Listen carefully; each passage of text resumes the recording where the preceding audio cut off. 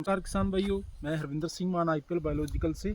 आज हम गेहूं की फसल के बारे में बात करेंगे, क्योंकि गेहूं की फसल अभी अपनी 70 से 75 दिन की हो चुकी है और अभी फसल हमारी रिप्रोडक्टिव ग्रोथ के ऊपर आ रही है। ये अभी जॉइंट स्टेज इसमें आ चुकी है और इसमें जो गोब भरने की स्टेज के ऊपर ये आ चुकी है। अब इसमें जो है गोब में बल्ली जो बनना है वो शुरू हो चुकी है।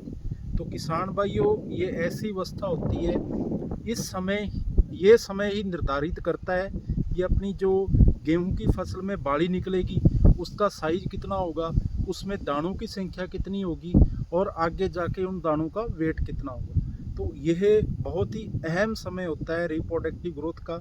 इस समय हमारी फसल को नाइट्रोजन की ज़्यादा ज़रूरत नहीं होती है, क्योंकि नाइट्रोजन का काम है वेजिटेटिव ग्रोथ करना। तो नाइट्रोजन के लिए जो हम यूरिया का उपयोग कर रहे हैं, अब हमें गेहूं की फसल में यूरिया का उपयोग नहीं करना चाहिए। अब हम फोलियर स्प्रे में कुछ न्यूट्रेंट अपनी गेहूं की फसल में दे सकते हैं, क्योंकि जिससे जो फ्लैग लीफ है, जंटा पत्ता भी स्वस्थ रहेगा और पौधे को खुराक भी मिलती रहेगी। तो अभी पोटाश तत्व का बहुत बड़ा रोल होता है इस टाइम, क्योंकि पोटाश तत्व पौधे में रिप्रोडक्टिव ग्रोथ का काम करता है और इसके अलावा ट्रांसपोरेशन का भी काम करता है।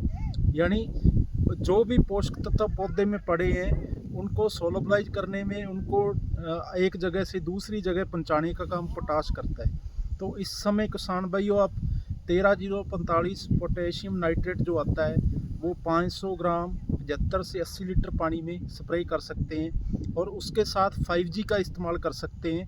200 ml 5G और 500 ग्राम पोटेशियम नाइट्रेट, और पानी हमें 75 से 80 लीटर तक 1 बीघे का लगाना है, क्योंकि 5G में फॉल्विक एसिड अमीनो एसिड है और जो पौधे की प्रकाश संश्लेषण क्रिया को बढ़ाएगा। प्रकाश संश्लेषण क्रिया जितनी भी अच्छी होगी तो उससे पौधे में भोजन जो पत्ती में ज़्यादा बनेगा।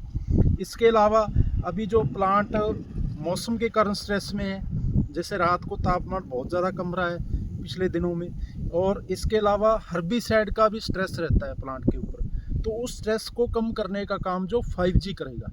तो इस समय आप 5G और पोटेशियम नाइट्रेट दोनों का मिला के अभी आप स्प्रे कर सकते हैं। धन्यवाद।